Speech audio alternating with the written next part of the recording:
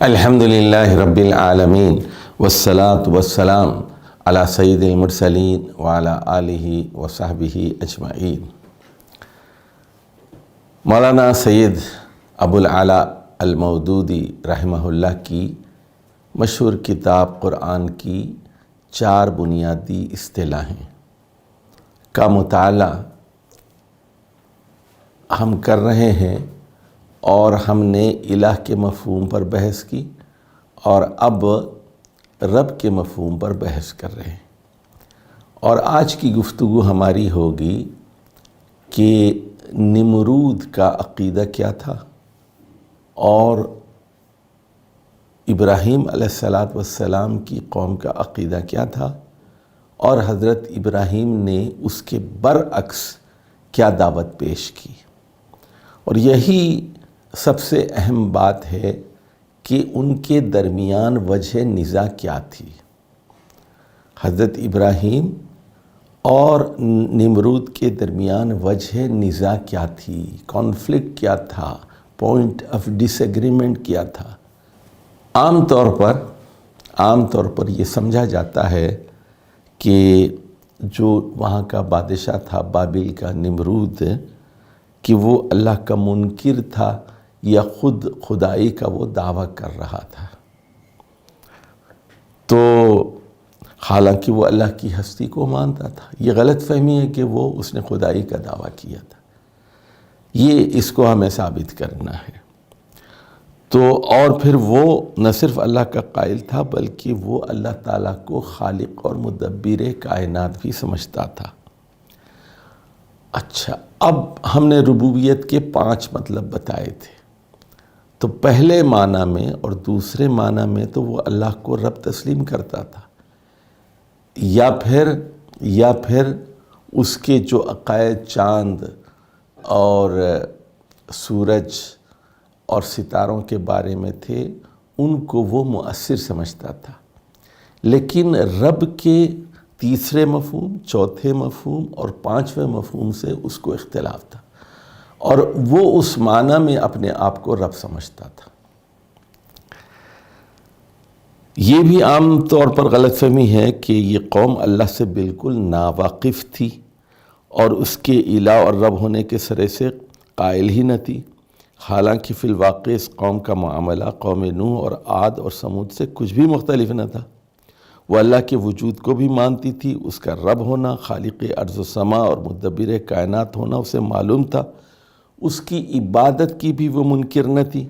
البتہ اس کی گمراہی یہ تھی کہ ربوبیت بمعنی اول و دوم میں اجرام فلکی کو حصے دار سمجھتی تھی۔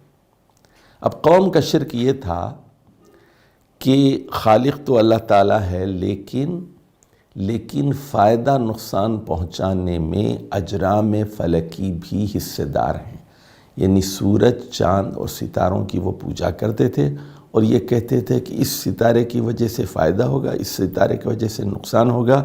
یہ بھی پاور میں شریک ہیں۔ اس بنا پر اللہ کے ساتھ ان کو بھی معبود قرار حق دیتی تھی۔ اور ربوبیت کے جو دوسرے مفاہیم تھے، یعنی تیسرا مطلب، چوتھا مطلب اور 5واں مطلب، اس میں اپنے بادشاہوں کو وہ رب مانتی تھی۔ تو اب قوم کا کیا نظریہ تھا ذرا سمجھ لیجئے۔ نمبر ایک یہ خالق اللہ سبحانہ و تعالیٰ ہے،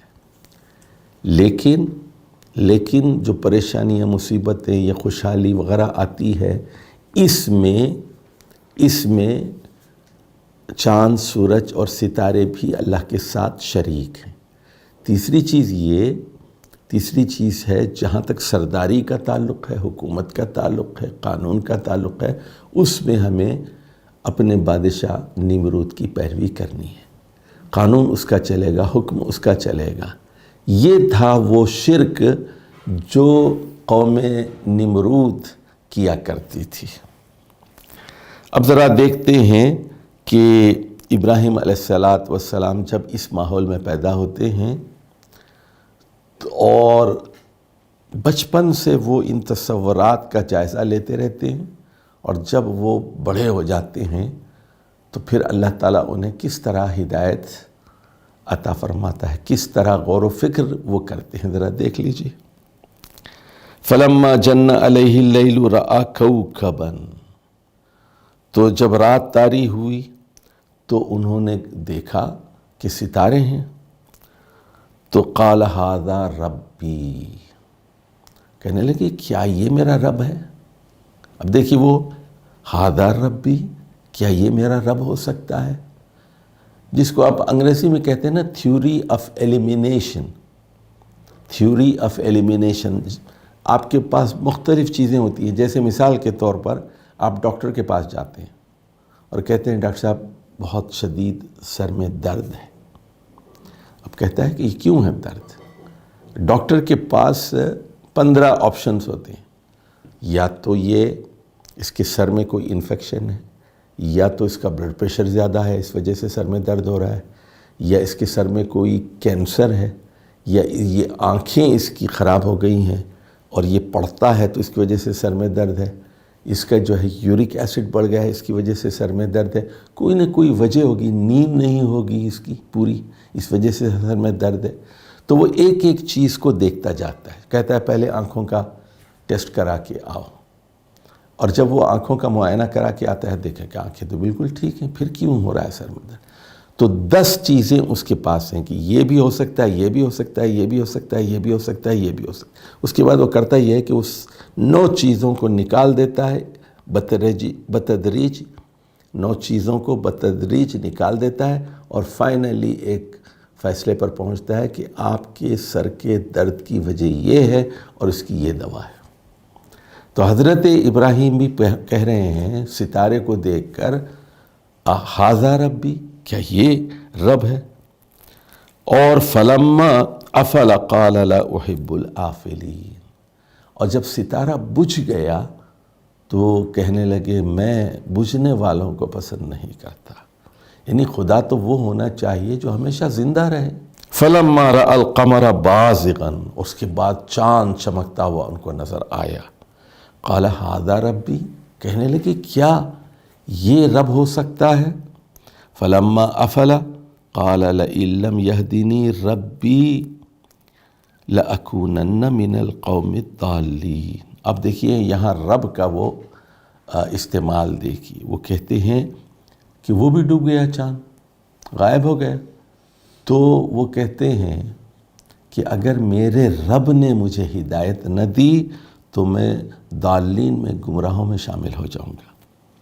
فلما رأى الشمس بازغة، اب صبح ہو گئی، قال ھذا ربی ھذا اکبر، تو کہنے لگے کیا یہ میرا رب ہو سکتا ہے، یہ زیادہ بڑا ہے۔ فلما افلت، اور شام کو سورج بھی غروب ہو گیا، قال یا قوم انی بریء مما تشرکون، اب اپنی قوم سے وہ کہتے ہیں کہ تم جو شرک کرتے ہو اللہ کے ساتھ میں اس سے بری ہوں، یعنی تم کیا سمجھتے ہو کہ ستارے اور چاند اور سورج یہ بھی کچھ جزوی اختیارات رکھتے ہیں اللہ کے ساتھ، ان کا بھی کچھ ہوتا ہے اور ان سے اچھی اور بری فعل ہم لیتے ہیں، یعنی یہ کہتے ہیں کہ یہ ستارہ جب طلوع ہوگا تو ہمارے لیے قسمت اچھی ہوگی، اور یہ ستارہ طلوع ہوگا تو ہماری قسمت خراب ہو جائے گی، تو وہ ہمارے لیے نافع اور ضار ہیں، یہ نقصان اور فائدہ پہنچا سکتے ہیں۔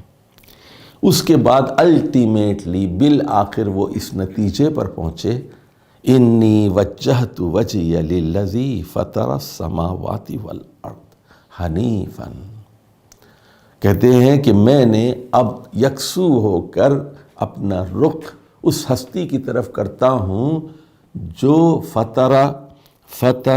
فطر السماوات والارض، جو آسمانوں اور زمین کو پیدا کرنے والی ہے۔ وما انا من المشرکین، اب وہ یہ صاف کہہ دیتے ہیں کہ جس نے ستارے کو، چاند کو اور سورج کو پیدا کیا، زمینوں اور آسمانوں کو پیدا کیا، وہ میرا خدا ہے، وہ میرا رب ہے۔ اب دیکھیے میں نے بتایا تھا آپ کو کہ مشرکین جو حضرت ابراہیم کے زمانے میں موجود تھے، ایک طرف تو وہ اللہ کو مانتے تھے اور وہ کہتے تھے کہ ما فوق الطبعی چیزوں میں، سپر نیچرل چیزوں میں اللہ کے ساتھ ساتھ اللہ کے ساتھ ساتھ چاند، ستارے اور سورج بھی شریک ہیں۔ لیکن میں نے بتایا تھا آپ کو، لیکن دنیا کے معاملات میں قانون سازی کا اختیار وہ بادشاہوں کو۔ تو یہ مرکب قسم کا، کمپاؤنڈ قسم کا یہ شرک کیا کرتے تھے، یعنی مافوق الطبعی معاملات میں چاند ستاروں کو شریک کر لیتے تھے اور دنیا کے معاملات میں بادشاہوں کو شریک کر لیتے تھے۔ یہ تھا ان کا شرک۔ تو اب دیکھیے یہاں جو ان کے ہاں رب ہونے کا تصور تھا، ان سیاروں کی ربوبیت کے تصور سے الگ تھا۔ آخر کیوں نہ ہوتا جب لوگ ان مسلمانوں کی نسل سے تھے جو حضرت نوح علیہ السلام پر ایمان لائے تھے، اور ان کے قریب رشتہ دار ہمسایہ اقوام عاد و سمود میں پے در پے انبیاء السلام کے ذریعے سے دین اسلام کی تجدید بھی ہوتی رہی تھی، اور جس کے لیے کہا گیا جاءتہم الرسل من بین ایدیہم ومن خلفہم، تو ان کے آگے اور پیچھے رسول آئے تھے ان کے پاس۔ یعنی حضرت ابراہیم کی قوم میں توحید کے تصورات موجود تھے، کیونکہ سب سے پہلے زمانہ کس کا تھا؟ حضرت نوح کا تھا، اور وہ کشتی والوں کی اولاد کون تھے؟ عاد تھے۔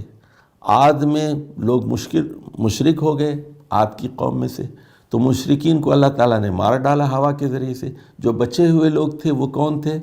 وہ حضرت صالح علیہ السلام کی قوم سمود تھے، اور اس میں بھی اچھے لوگوں کو بچا لیا گیا، برے لوگوں کو مار ڈالا گیا۔ تو اطراف و اکناف میں یہ ساری تعلیمات وہاں موجود تھیں قوم ابراہیم میں بھی۔ تو لیکن امتداد زمانہ کے ساتھ ساتھ اللہ کو وہ مانتے تھے، اللہ کا تصورات تھے، لیکن ستاروں کو اور آفتاب اور ماہتاب کو خدائی میں شریک کرتے تھے، اور دنیاوی معاملات میں نمرود کی حاکمیت کے قائل تھے۔ یہ تھا ان کا شرک۔ تو حضرت ابراہیم علیہ السلام کے دل میں جو بات کھٹک رہی تھی، کیونکہ وہ بچپن میں اسی ماحول میں پیدا ہوئے، خود ان کے والد جو آزر تھے وہ ایک پروہت تھے، وہ ایک برہمن تھے، اور وہ اس مندر کے ذمہ دار تھے۔ تو اس ماحول میں انہوں نے آنکھ کھولی، لیکن پھر غور و فکر سے کام لیا انہوں نے، تو اللہ تعالیٰ نے ان کو ہدایت دی، اور وہ توحید خالص تک پہنچ گئے۔ اور انہوں نے یہ کہا کہ نہ خدائی میں چاند، ستارے اور سورج شریک ہے، اور نہ خدائی میں نمرود شریک ہے۔ سورۃ الانعام کی ایک آیت پر ذرا غور کرتے ہیں، وَكَيْفَ أَخَافُ مَا أَشْرَكْتُمْ، وہ کہتے ہیں اے میری قوم کے لوگوں، جو تم شرک کر رہے ہو، کمپاؤنڈ قسم کا مرکب شرک کر رہے ہو، تو میں اس سے کیسے خوف کھا سکتا ہوں؟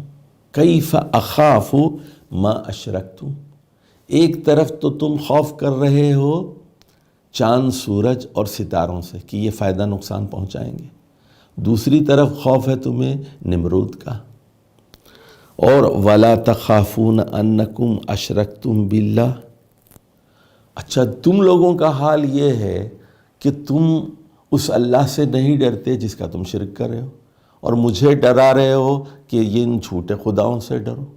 تمہیں مجھے ڈرانے کا کیا حق پہنچتا ہے جبکہ تم اللہ سے نہیں ڈرتے، میں ان جھوٹے خداؤں سے ڈروں؟ مَا لَمْ يُنَزِّلْ بِهِ عَلَيْكُمْ سُلْطَانًا، جس کے لیے اللہ تعالیٰ نے کوئی دلیل نازل نہیں کی۔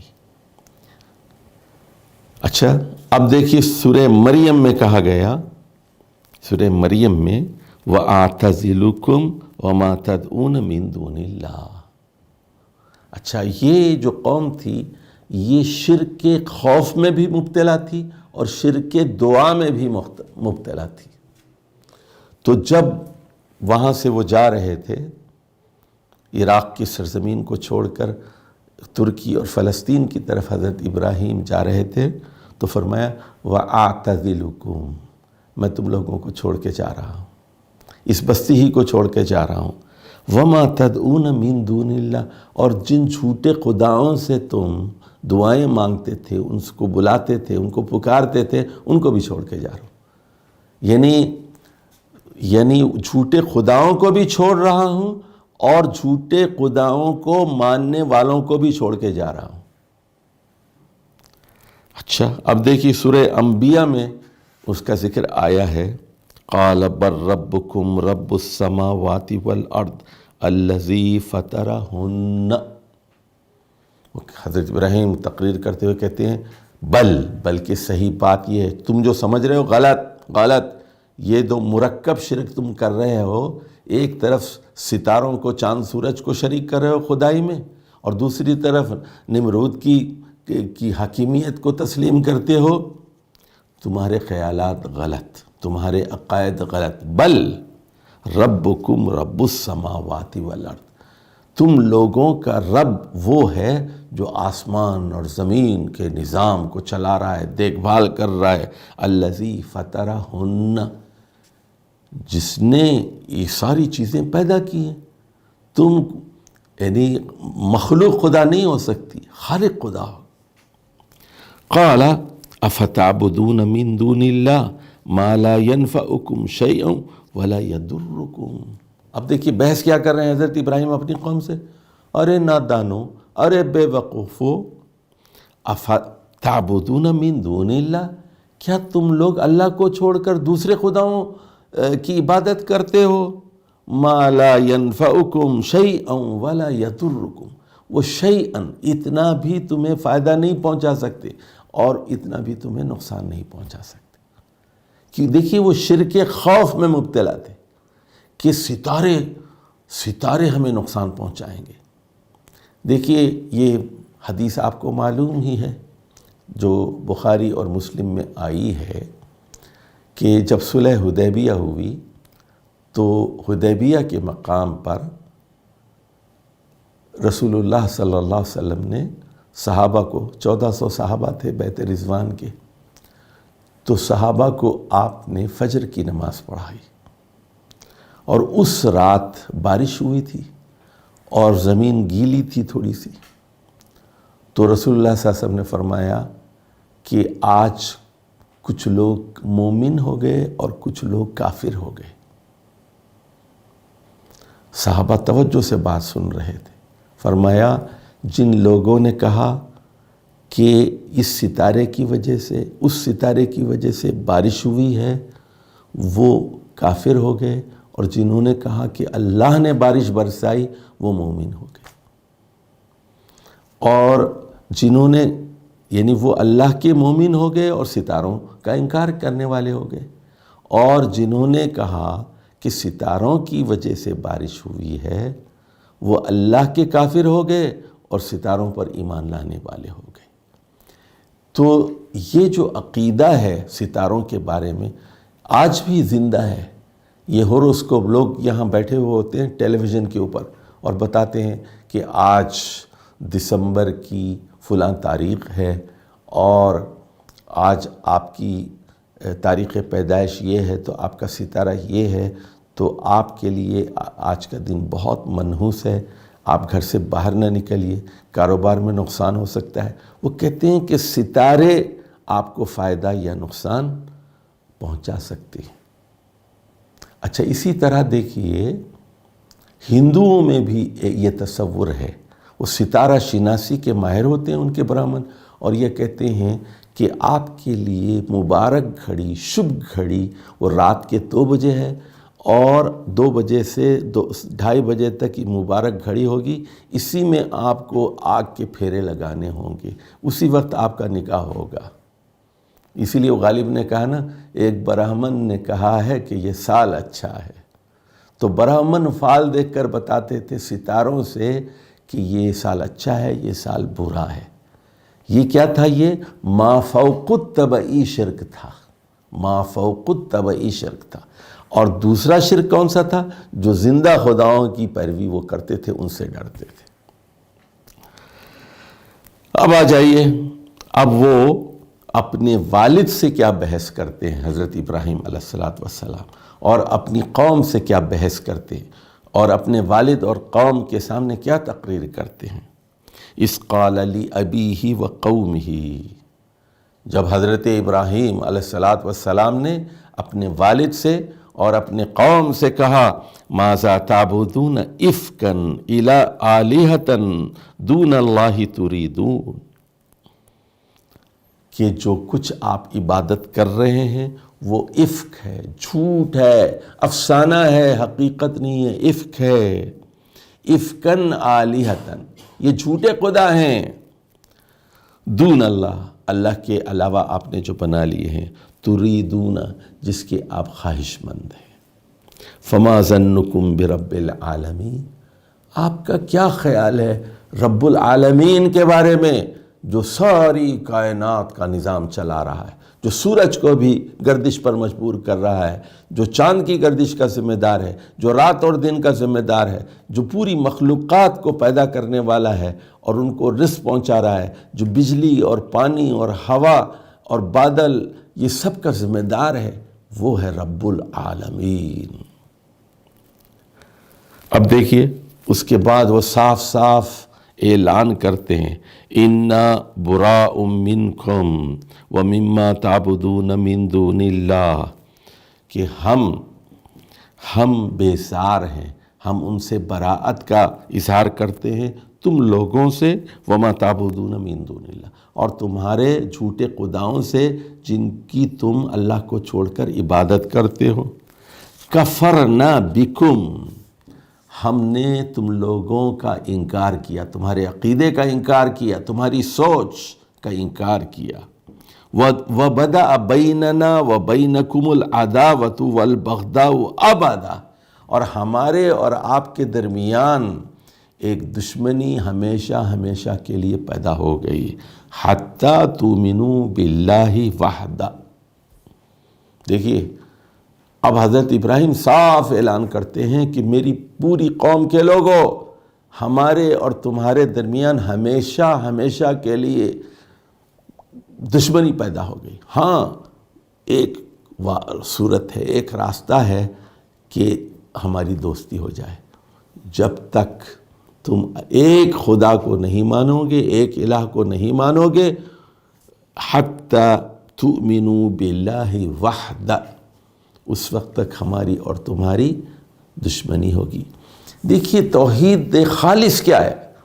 توحید خالص یہ ہے کہ اللہ تعالیٰ کو تمام پانچوں معنوں میں رب تسلیم کیا جائے، اس کو الہ تسلیم کیا جائے۔ نمبر ایک، وہ خالق بھی ہے، وہ طاقتور بھی ہے، اور اسی نے زمین آسمان کو پیدا کیا ہے، اور وہی حکم دینے والا ہے، اسی کا قانون چلے گا۔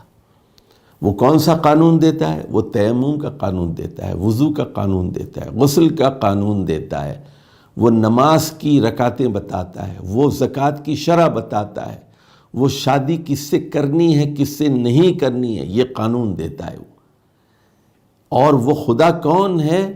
وہ آپ کو کاروبار کے طریقے بتاتا ہے، حرام ذرائع آمدنی سے آپ کو روکتا ہے، حلال کی ترغیب دیتا ہے، وہ سود کی آمدنی کو حرام ٹھہراتا ہے، اور وہ چوری کی سزا مقرر کرتا ہے، شراب نوشی کی وہ سزا مقرر کرتا ہے۔ یہ ہے خدا، یعنی وہ خالق بھی ہے، وہ رب بھی ہے، وہ الہ بھی ہے، اسی کی پوجا ہوگی، اسی کے لیے رکوع ہوگا، اسی کے لیے سجود ہوں گے، اور وہ حاکم بھی ہے، وہ قانون ساز ہے، اس کے قانون میں بھی شرک نہیں ہو سکتا۔ یعنی خدائی میں، تخلیق میں کوئی شریک نہیں ہے، یعنی چاند اور سورج، زمین اور جانور اور انسان، ایسا نہیں ہے کہ مختلف ہستیوں نے مل کر الگ الگ چیزیں بنائی ہوں۔ ایک خدا نے چاند بنایا، دوسرے نے سورج، ایک نے پرندے بنائے، اور یہ الگ الگ خدا نہیں، ایک نے سمندر بنا دی، ایک نے مٹی بنا دی، ایسا نہیں ہے، وہ ایک ہی خدا ہے، خالق ایک ہے، اور پوری اس نظام کو جو چلانے والا ہے، اور آپس میں ایک مربوط نظام ہے یہ، اس کا ذمہ دار رب کون ہے؟ وہی ہے۔ یعنی ادھر دیکھیے رب کا پہلا مفہوم کیا ہوا کہ بڑھوتری دینے والا، پرورش کرنے والا، نشو و نما دینے والا۔ تو یہ ہمیں کون بڑھا رہا ہے؟ ہمیں زندگی دے کر ہمیں کون بڑھا رہا ہے اور پوری حد کمال تک کون پہنچا رہا ہے، مرنے تک؟ اللہ تعالیٰ۔ نمبر 2، دیکھ بھال اور خبرگیری کون کر رہا ہے؟ یعنی پوری جو بکریاں ہیں، اونٹ ہیں، جانور ہیں، پرندے ہیں، طوطے ہیں، ان کی دیکھ بھال کون کر رہا ہے؟ اللہ سبحانہ و تعالیٰ۔ تیسرا مفہوم کیا ہے کہ حکم کس کا چلتا ہے، سید کون ہے، مطاع کون ہے، کس کی بات مانی جائے، کون صاحب تصرف ہے؟ یعنی جیسے دیکھیے وہ حدیث میں آتا ہے یا مصرف القلوب ثبت قلوبنا علی طاعتک۔ یہ دلوں کی تصریف کرنے والا کون ہے، صاحب تصرف کون ہے، دلوں کو کون پھیرتا ہے؟ یا مصرف القلوب، اے دلوں کو پھیرنے والے، ہمارے دلوں کو پھیر دے طاعات کی طرف، ہم تیری غلامی میں آ جائیں، صرف قلوبنا علی طاعتک۔ اور چوتھا اس کا مطلب کیا ہے؟ چوتھا اس کا مطلب یہ ہے کہ جو جمع کرتا ہے، سمیٹتا ہے، جو مرکزی حیثیت رکھتا ہے، اسی کی طرح ہم تو ساری دنیا کے لوگ رجوع کرتے ہیں، اسی کو پکارتے ہیں کہ اس خدا کو۔ اور پانچواں مطلب کیا ہے؟ وہ مالک ہے، آقا ہے، اونر ہے۔ اس کائنات کا مالک کون ہے؟ مالک کون ہے؟ اس کو اون کون کرتا ہے؟ جیسے آپ اپنے گھر کے مالک ہوتے ہیں نا، تو اس کائنات کا مالک کون ہے؟ وہ ہے۔ اور باس کون ہے؟ وہ ہے۔ تو ان تمام معانی میں اللہ تعالیٰ کی ربوبیت کو تسلیم کیا جائے۔ اب وہ یہ کہتے ہیں حضرت ابراہیم کے ان تمام ارشادات کو دیکھنے سے صاف معلوم ہوتا ہے کہ ان کے مخاطب وہ لوگ نہ تھے جو اللہ سے بالکل ناواقف اور اس کے رب العالمین اور معبود ہونے سے منکر یا خالی ذہن ہوتے، بلکہ وہ لوگ تھے جو اللہ کے ساتھ ربوبیت اول و دوم اور الہیت میں دوسروں کو شریک قرار دیتے تھے۔ اس لیے تمام قرآن میں کسی ایک جگہ بھی حضرت ابراہیم کا کوئی ایسا قول موجود نہیں ہے جس میں انہوں نے اپنی قوم کو اللہ کی ہستی اور اس کے الہ اور رب ہونے کے قائل کرنے کی کوشش کی ہوگی۔ یعنی حضرت ابراہیم نے یہ نہیں کہا کہ تم لوگ خدا کو نہیں مانتے ہو، ایک اللہ کو نہیں مانتے ہو، اللہ کو مانو۔ یعنی وہ منکر خدا قوم نہیں تھی، وہ اللہ کو مانتی تھی، لیکن وہ یہ کہتی تھی کہ سیارے اور ثوابت بھی اس میں شریک ہیں، اور وہ یہ کہتی تھی کہ یہ جو حاکمیت کے اختیارات ہیں وہ نمرود کے پاس ہے۔ ہر جگہ وہ دعوت اس چیز کو دیتے ہیں کہ اللہ ہی رب ہے اور الہ ہے۔ اب نمرود کے معاملے کو لیجئے، اس سے حضرت ابراہیم کی جو گفتگو ہوئی اسے قرآن اس طرح نقل کرتا ہے۔ اب دیکھیے مکالمہ، ڈائلاگ ہوا ابراہیم علیہ السلام میں اور نمرود میں۔ الم تر الی الذی حاج ابراہیم فی ربہ۔ اب یہاں رب کے مفہوم کو سمجھنا ہے۔ کیا آپ نے غور نہیں کیا؟ الم تر الی الذی حاج ابراہیم فی ربہ، کیا آپ نے غور نہیں کیا اس آدمی پر جس نے حضرت ابراہیم علیہ السلام سے بحث کی، جھگڑا کیا اپنے رب کے بارے میں؟ کیوں کیا؟ سنیے، ان آتاہ اللہ الملک۔ اب دیکھیے اختلاف کس بات پہ؟ اللہ نے اسے اقتدار دیا تھا، اقتدار کا نشہ تھا۔ خدا جب حسن دیتا ہے نزاکت آ ہی جاتی ہے۔ تو نمرود بحث کیوں کر رہا ہے حضرت ابراہیم علیہ السلام سے؟ وجہ نزاع کیا ہے، پوائنٹ آف کانفلکٹ کیا ہے، اس کو سمجھنا ہے۔ اللہ نے اس کو اقتدار دیا تھا۔ اذ قال ابراہیم ربی الذی یحیی و یمیت۔ تو ابراہیم علیہ السلام کہتے ہیں میرا رب وہ ہے جو مارتا ہے، موت کا ذمہ دار ہے اور زندگی کا ذمہ دار ہے۔ یعنی موت اور زندگی کے اختیارات اللہ کے ہاتھ میں۔ قال انا احیی و امیت۔ نمرود کہنے لگا کہ میں لوگوں کی جاں بخشی کرتا ہوں اور میں لوگوں کو مارتا ہوں۔ تو ایک آدمی قاتل تھا، اس کو سزائے موت ہونے والی تھی، اس کو جیل سے بلوایا اس نے اور کہا کہ جاؤ، میں نے تمہاری سزا معاف کر دی، میں نے تم کو زندگی دے دی۔ ایک بے گناہ آدمی دربار میں کھڑا ہوا تھا، کہا کہ اس کو قتل کر دو۔ اس نے کہا کہ اختیارات میرے ہاتھ میں، انا احیی و امیت قال ابراہیم۔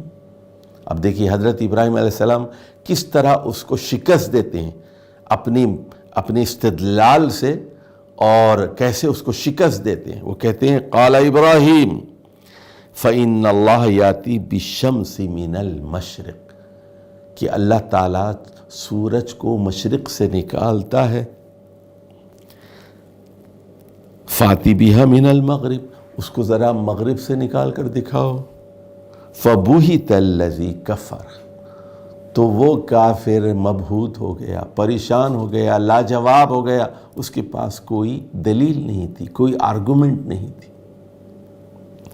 اس گفتگو سے یہ بات صاف ظاہر ہوتی ہے کہ جھگڑا اللہ کے ہونے یا نہ ہونے پر نہیں تھا، بلکہ اس بات پر تھا کہ ابراہیم علیہ السلام رب کسے تسلیم کرتے ہیں۔ نمرود اول تو اس قوم سے تعلق رکھتا تھا جو اللہ کی ہستی کو مانتی تھی، دوسرے جب تک کہ وہ بالکل ہی پاگل نہ ہو جاتا ایسے صریح احمقانہ بات کبھی نہیں کہہ سکتا تھا کہ زمین اور آسمان کا خالق اور سورج اور چاند کو گردش دینے والا وہ خود ہے۔ کیا نمرود پاگل تھا جو کہتا کہ سورج کو میں نے بنایا، چاند کو میں نے بنایا، ستاروں کو میں نے بنایا؟ نہیں، اس طرح کا پاگل پن اس کو لاحق نہیں تھا۔ پھر کیا تھا؟ نمرود سے جھگڑا کیا تھا؟ بس دراصل اس کا دعویٰ یہ نہ تھا کہ میں اللہ ہوں، رب السماوات والارض ہوں، یہ دعویٰ بھی نہیں کیا اس نے، بلکہ اس کا دعویٰ صرف یہ تھا کہ میں اس مملکت کا رب ہوں، اس حکومت کا میں رب ہوں، میں بادشاہ ہوں، اختیارات میرے پاس ہیں، حلال و حرام کے اختیارات میرے ہیں، جس کو چاہے جیل میں ڈال دوں، جس کو چاہے میں معاف کر دوں، جس کو چاہے انعام دوں، جس کو چاہے سزا دوں، جس کو چاہے قتل کرا دوں، پاور میرے پاس ہے۔ یہ تھا اس کا دعویٰ، جس کی رعیت کا ایک فرد ابراہیم ہے، یعنی میں ابراہیم علیہ السلام کا بھی رب ہوں، کیونکہ رعایا میں وہ بھی شامل ہے، اور رب ہونے کا دعویٰ بھی اسے ربوبیت کے پہلے اور دوسرے مفہوم کے اعتبار سے نہیں تھا، کیونکہ اس اعتبار سے تو وہ خود چاند اور سورج اور سیاروں کی ربوبیت کا قائل تھا۔ یعنی نمرود، دیکھیے دو دائرے ہیں، ایک طبعی دائرہ ہے دنیاوی، ایک ما فوق الطبعی دائرہ ہے۔ ما فوق الطبعی دائرے میں وہ اللہ کے ساتھ ستاروں کو شریک سمجھتا تھا، اور جو دنیاوی معاملات ہیں اس میں اپنے آپ کو وہ کہتا تھا کہ میں رب ہوں۔ یعنی پہلے مفہوم میں اور دوسرے مفہوم میں کہ جو خالق اور دنیا کا نظام چلا رہا ہے، اس میں اس کا شرک اور نوعیت کا تھا، اور وہ یہ کہتا تھا کہ اللہ ہی دیکھ بھال کرتا ہے، کائنات کا نظام چلاتا ہے، بارشیں برساتا ہے۔ تو اس نے اس معنی میں پہلے دو مفاہیم میں اپنے آپ کی خدائی کا دعویٰ نہیں کیا، البتہ وہ ستاروں کو اللہ کے ساتھ شریک سمجھتا تھا۔ اب دوسرے دائرے میں کہ سب مرکزی شخصیت میں ہوں، سب کو جمع کرنے والا میں ہوں، میرے ماتحت ساری عراق کی رعایا ہے، میں سید ہوں، میں سردار ہوں، میں صاحب تصرف ہوں، میں قانون بتاتا ہوں، میں شارع ہوں، میں حاکم ہوں، میں لا گیور ہوں، اور میں آقا ہوں، مالک ہوں۔ اس معاملے میں وہ اپنے آپ کو رب سمجھتا تھا۔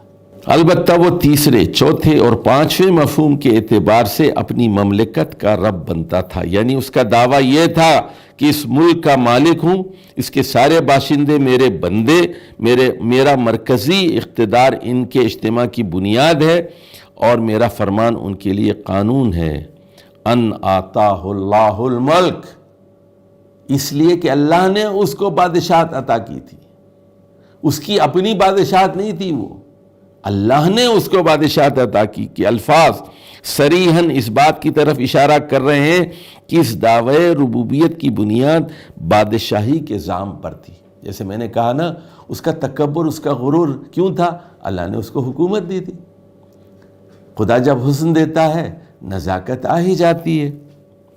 جب اسے معلوم ہوا کہ اس کی رعیت میں ابراہیم نامی ایک نوجوان اٹھا ہے جو نہ چاند اور سورج اور سیاروں کی فوق الفطری ربوبیت کا قائل ہے، نہ وہ یہ جو فوق الطبعی ربوبیت ہے اس کو بھی نہیں مانتا، یہ ابراہیم نوجوان جو اٹھا ہے، اور بادشاہ وقت کی سیاسی تمدن ربوبیت کو بھی تسلیم نہیں کرتا۔ یعنی اس دائرے میں بھی وہ چاند اور سورج اور ستاروں کا منکر ہے، اور دوسرے معنی میں وہ میری حکومت کا بھی منکر ہے۔ تو اس کو تعجب ہوا، اور اس نے حضرت ابراہیم کو بلا کر دریافت کیا کہ آخر تم کسے رب مانتے ہو؟ حضرت ابراہیم نے پہلے فرمایا کہ میرا رب وہ ہے جس کے قبضہ قدرت میں زندگی اور موت کے اختیارات ہیں، مگر اس جواب سے وہ بات کی تہ کو نہ پہنچ سکا، اور یہ کہہ کر اس نے اپنی ربوبیت ثابت کرنی چاہی کہ زندگی اور موت کے اختیارات تو مجھے حاصل ہیں، جسے چاہے قتل کرا دوں، جس کی چاہے جاں بخشی کر دوں۔ تب ابراہیم علیہ السلام نے اسے بتایا کہ میں صرف اللہ کو رب مانتا ہوں، ربوبیت کے جتنے مفہومات کے اعتبار سے میرے نزدیک تنہا، ربوبیت کے جملہ مفہومات کے اعتبار سے میرے نزدیک تنہا اللہ ہی رب ہے۔ اس نظام کائنات میں کسی دوسرے کی ربوبیت کے لیے گنجائش ہی کہاں ہو سکتی ہے، جبکہ سورج کے طلوع غروب پر ذرہ برابر اثر انداز نہیں ہو سکتا۔ نمرود آدمی ذی ہوش تھا، نمرود آدمی عقل مند تھا۔ اس دلیل کو سن کر اس پر حقیقت کھل گئی کہ فی الواقع اللہ کی اس سلطنت میں اس کے دعوی ربوبیت بجز ایک زام باطل کے اور کچھ نہیں، اس لیے وہ دم بخود ہو کر رہ گیا۔ فبہت الذی کفر، فبہت الذی کفر۔ مگر نفس پرستی اور شخصی اور خاندانی اغراض کی بندگی ایسی دامنگیر ہوئی کہ حق کے ظہور کے باوجود وہ خود مختارانہ حکمرانی کے منصب سے اتر کر اللہ اور اس کے رسول کی اطاعت پر آمدہ نہ ہوا۔ یہی وجہ ہے کہ اس گفتگو کو نقل کرنے کے بعد اللہ تعالیٰ فرماتا ہے واللہ لا یہدی القوم الظالمین، فبہت الذی کفر واللہ لا یہدی القوم الظالمین۔ یعنی اس ظہور حق کے بعد جو رویہ اسے اختیار کرنا چاہیے تھا، اسے اختیار کرنے کے لیے جب وہ تیار نہ ہوا تو اس نے غاصبانہ فرما روائی کر کے دنیا پر اور خود اپنے نفس پر ظلم کرنا ہی پسند کیا، تو اللہ نے بھی اسے ہدایت کی روشنی عطا نہ کی، کیونکہ اللہ کا یہ طریقہ نہیں ہے کہ جو خود ہدایت کا طالب نہ ہو اس پر زبردستی اپنی ہدایت مسلط کرے۔ تو اب دیکھ رہے ہیں کہ یہ بات اس پوری گفتگو سے ہمارے سامنے آئی کہ حضرت ابراہیم علیہ السلام اور بادشاہ وقت نمرود کے درمیان پوائنٹ آف کانفلکٹ کیا تھا۔ تو یہ اختلاف دو قسم کا تھا۔ پہلا اختلاف یہ تھا کہ ما فوق الطبعی دنیا میں بھی نمرود اور اس کی قوم شرک کیا کرتی تھی، اور اللہ کے ساتھ ساتھ ستاروں کو، چاند کو اور سورج کو شریک کیا کرتی تھی۔ نمبر دو، اور اختیارات اور احکام میں بھی، قانون سازی میں بھی اللہ کے ساتھ شرک کیا کرتی تھی۔ یعنی وہ توحید ربوبیت اور توحید الوہیت میں بھی شرک کرتی تھی اور توحید حاکمیت میں بھی شرک کرتی تھی۔ اقول قولی ھذا واستغفر اللہ لی ولکم ولسائر المسلمین واستغفروہ انہ هو الغفور الرحیم۔